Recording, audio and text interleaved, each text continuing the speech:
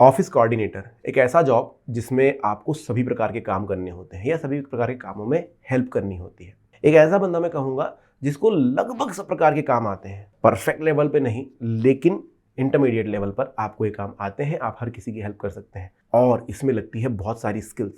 आज इन्हीं स्किल्स के बारे में बताऊंगा। अगर आप थोड़ा बहुत काम कर चुके हैं, 1-2 साल अगर आपने काम किया तो आपके अंदर वैसे भी ये चीज़ें आ जाती है, लेकिन जब आप फ्रेशर होते हैं, जब आप इस जॉब के लिए अप्लाई करते हैं तो एम्प्लॉयर आपके अंदर कुछ स्किल्स को, कुछ योग्यताएं चाहता है कि पहले से हो, जो नॉर्मल चीज़ें हैं। तो चलिए शुरू करते हैं। सबसे पहली चीज़ कि आपका जो बिहेवियर हो, आपका जो एटीट्यूड हो वो पॉजिटिव हो और फ्रेंडली हो। अगर आप फ्रेंडली बिहेवियर लेकर के जाते हैं, देखिए ऑफिस कोऑर्डिनेटर के नाम से ही स्पष्ट है कि आपको सब प्रकार के लोगों से मिलना जुलना रहेगा, तो आपका बिहेवियर मिलनसार होना चाहिए। आप सबसे हंस कर बात कर सके, आप मुस्कुरा कर बात कर सकें, आपकी सबसे अच्छे से बनती हो तो आप कोऑर्डिनेट अच्छे से कर पाएंगे। हिचकिचाहट कम हो जाती है अलग लोगों की आपसे कुछ भी बात करने में, आपसे थोड़ी सी हेल्प मांगने में, और आपका काम और ज़्यादा सुलभ हो जाता है। तो एक ऑफिस कोऑर्डिनेटर के तौर पर आपको अपना जो एटीट्यूड है वो हर सिचुएशन में पॉजिटिव रखने की कोशिश करनी है, आपको सॉल्यूशन ओरिएंटेड रहना है और आपका नेचर फ्रेंडली होना चाहिए, सबसे आप मिलनसार रहें। तो पहली चीज़ है। तो इसके लिए मैं आपको एक टिप दे सकता हूँ भाई कि हमेशा अपने चेहरे पर स्माइल रखिए। जब आप स्माइल रखते हैं तो ऑलरेडी आपकी तरफ लोग अट्रैक्ट होते हैं और लोगों को लगता है कि आप फ्रेंडली हैं। तो इसमें बहुत ज़्यादा तकलीफ की बात होती नहीं है और जब आप स्माइल देते हैं, स्माइल करते रहते हैं तो सामने वाला आपको अप्रोच करता है और फिर कुछ प्रॉब्लम्स बताता है या कुछ काम के प्रति आपसे बात करता है और एटीट्यूड ऑलरेडी आपका पॉजिटिव हो जाएगा क्योंकि आपके चेहरे पर स्माइल है। दूसरा है स्ट्रॉन्ग ऑर्गेनाइजेशनल और मैनेजमेंट स्किल्स। अब देखिए, क्योंकि मैंने शुरुआत में ही आपको कहा कि ऑफिस कोऑर्डिनेटर के पास बहुत सारे अलग अलग प्रकार के काम होते हैं, जिसमें ये होने की संभावना बहुत ज़्यादा है कि आप एक काम कर रहे हैं और दूसरे काम आप भूल गए, या फिर आपके पास 5 काम थे उसमें से 3 के ऊपर आपका फोकस चला गया, 2 पीछे छूट गए, या फिर एक काम बिल्कुल ऐसी चीज़ में आया था कि भाई वो 6वां काम था, आपको कभी याद ही नहीं रहा और आप भूल ही गए उसे। तो जब आप इन कामों को ऑर्गेनाइज करते हैं, आप अच्छे से चार्ट वार्ट बना लेते हैं और आपका करने का तरीका भी ऑर्गेनाइज होता है, तो ऐसे काम छूटते नहीं हैं, जिसकी वजह से आप अपने काम को अच्छे तरीके से कर पाते हैं। और एक इंटरव्यूअर और एक एम्प्लॉयर ज़रूर आपके अंदर ये चीज़ें देखेगा इंटरव्यू लेते समय कि क्या आप ऑर्गेनाइज्ड हैं।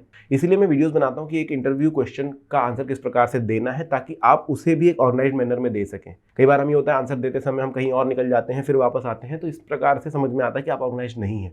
तो इस चीज़ का ध्यान दीजिएगा। तीसरा, सर्विस ओरिएंटेड पर्सनालिटी आपकी होनी चाहिए। अब ये क्यों ज़रूरी है? क्योंकि बहुत बार ऐसा होता है कि आप काम करने के प्रति उतने ज़्यादा समर्पित नहीं होते हैं। आपको लगता है कि भाई मुझे सिर्फ अपने समय भरने हैं, तो आप चीज़ें टालते चले जाते हो।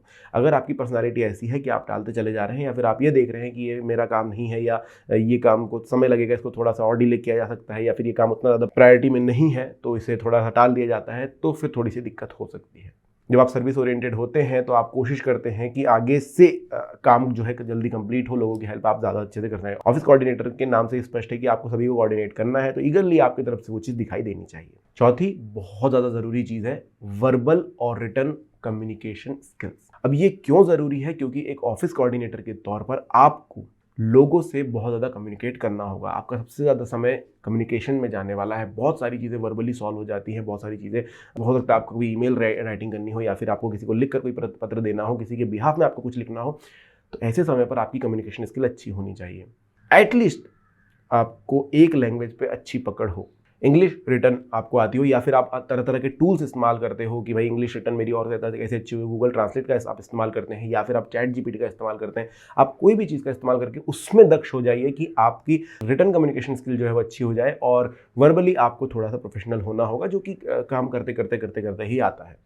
तो अगर आपका एक्सेंट थोड़ा सा आपको लगता है कि अनप्रोफेशनल है, या फिर आप जब बात करते हैं तो थोड़ा सा निकल ही जाते हैं, वहाँ पर कोशिश कीजिए कि पॉइंट वाइज आप किस तरीके से बोल रहे हैं, आप किस तरीके के शब्दों का उपयोग कर रहे हैं। अच्छे शब्दों का उपयोग करेंगे, धीरे धीरे आपका जो है वर्बल कम्युनिकेशन अच्छा हो जाएगा, जो कि आपके इंटरव्यूअर को भी समझ में आएगा और वो आपको जॉब देने के लिए और ज़्यादा उत्साहित हो जाएंगे। अगली चीज़ है कि आपकी एबिलिटी फास्ट पेस्ड एनवायरनमेंट में काम करने लायक होनी चाहिए। देखिए, आज के समय में दुनिया बहुत तेज़ गति से चल रही है, जिसमें आपके पास बहुत ही कम समय होता है किसी काम को अडॉप्ट करके उसको सही तरीके से करने के लिए।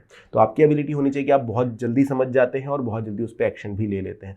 तो अगर आप अभी फ्रेशर हैं तो ये थोड़ा सा आपके लिए मुश्किल हो सकता है, लेकिन धीरे धीरे आ जाएगा। तो कोशिश कीजिए आज से अपने आप को ऑफिस कोऑर्डिनेटर मानिए और धीरे धीरे स्किल आपके अंदर आ जाएगी। अगला बहुत महत्वपूर्ण स्किल है टाइपिंग स्पीड। आज के समय में बहुत ज़्यादा ज़रूरी है स्किल हो जाता है। कम से कम 30 वर्ड्स पर मिनट आप आराम से टाइप कर सकते हैं इंग्लिश में।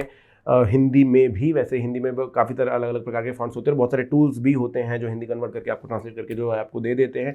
तो ये सारी चीज़ों का ज्ञान आपको होना चाहिए। अगर आपकी टाइपिंग स्पीड अच्छी नहीं है या फिर आपको टाइपिंग नहीं आती है, फिर कंप्यूटर का कम नॉलेज है, देखिए स्किल मैं आपको बता दूं कि कंप्यूटर का नॉलेज होना बहुत ज़्यादा ज़रूरी होता है आज के समय में। अगर आप किसी भी प्रकार का काम कर रहे हैं, कंप्यूटर का नॉलेज बहुत ज़्यादा ज़रूरी होता है। आपको कंप्यूटर का एटलीस्ट बेसिक नॉलेज होना चाहिए। बहुत सारे लोग मैं आज भी देखता हूं जो कोर्सेज कर लेते हैं, फिर कंप्यूटर पर बैठते हैं तो समझ में नहीं आती आदि सारी चीज़ें। तो एटलीस्ट इतना नॉलेज आपको हो कि क्या क्या चीज़ें हैं, नाम से ना पता हो लेकिन आपको काम करना आता हो। आप फाइल्स खोल सकते हैं, अलग अलग प्रकार की फाइल्स को एक्सेस कर पाएँ, टाइपिंग कर सकें, मेल वगैरह आप देख सकें, मेल वगैरह लिख सकें। इस तरीके से कंप्यूटर का नॉलेज आपको होना चाहिए। इसके बाद आता है दोस्तों प्रॉब्लम सॉल्विंग। आप ऑफिस कोऑर्डिनेटर हैं तो बहुत सारी तरह तरह की प्रॉब्लम्स आप तक आ सकती हैं या फिर लोगों की हेल्प करने के लिए आपको कहा जा सकता है। तो वहाँ पर आपके अंदर स्किल होनी चाहिए कि आप कितने जल्दी अच्छे से सॉल्यूशन निकाल लेते हैं। ऐसी कोई बहुत बड़ी स्किल नहीं है कि जो एक्वायर करने में बहुत समय लगेगा या बहुत परेशानी होगी। सिंपल सी चीज़ है, आप जितना ज़्यादा प्रॉब्लम की तरफ सोचेंगे, जितने ज़्यादा पहलू उसके निकालेंगे, आपको उसका सॉल्यूशन मिलते चला जाता है। तो ये आपके अंदर होनी ही चाहिए। जब भी आप ऑफिस कोऑर्डिनेटर के इंटरव्यू के लिए जाएंगे तो आपके अंदर ये चीज़ देखी जाएगी क्या आप प्रॉब्लम सॉल्व कर पाते हैं। छोटा सा सिचुएशन दे दिया जाता है और फिर बोलते हैं कि आप करके बताइए, या फिर छोटा सा सिचुएशन दे दिया जाता है और देखा जाता है कि आप कैसे रिएक्ट कर रहे हैं। तो पहली चीज़ जैसे मैंने कहा था कि पॉजिटिव एटीट्यूड होना चाहिए आपका, तो वो आप रखेंगे और प्रॉब्लम की तह खोलने की कोशिश करेंगे तो सॉल्यूशन निकल कर आ जाता है।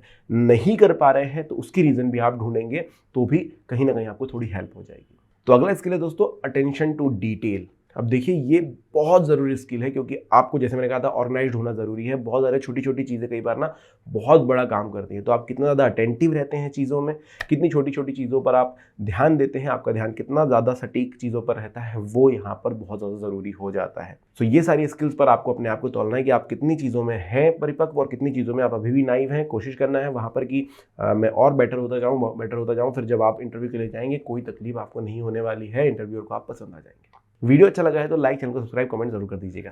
Thank you.